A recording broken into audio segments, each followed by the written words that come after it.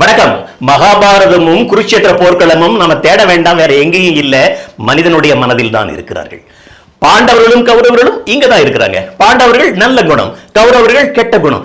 எங்க எத்தனையோ அகேஷன்ல அன்பு, கருணை, இரக்கம், சத்தியத்தை சொல்ல வேண்டும் என்ற உந்துதல், இதெல்லாம் பாண்டவர் மாதிரி நம்ம மனசுல அப்பப்ப மேல வருது. அதே சமயத்துல நமக்கு காமம், பொறாமை, பேராசை, வஞ்சனை, சூதுவாது, கௌரவர்கள் மாதிரி அதுவும் சில சமயம் நமக்கு வருது மனசுல. இந்த ரெண்டுமே கசின்ஸுங்க, தாயாதிகள் நம்ம மனசுலயே இருக்கிறாங்க. இந்த ரெண்டு தாயாதிகளுக்கும் கசின்ஸுக்கும் எப்பவுமே ஃபைட்டுங்க. சுவாமி சித்பவானந்தர் சொல்றாரு, உடல் வாழ்வு என்னும் ராஜ்யத்தை ஆள்வதற்கு இந்த ரெண்டு பேரும் முயற்சி செய்து கொண்டே இருக்கிறார்கள்.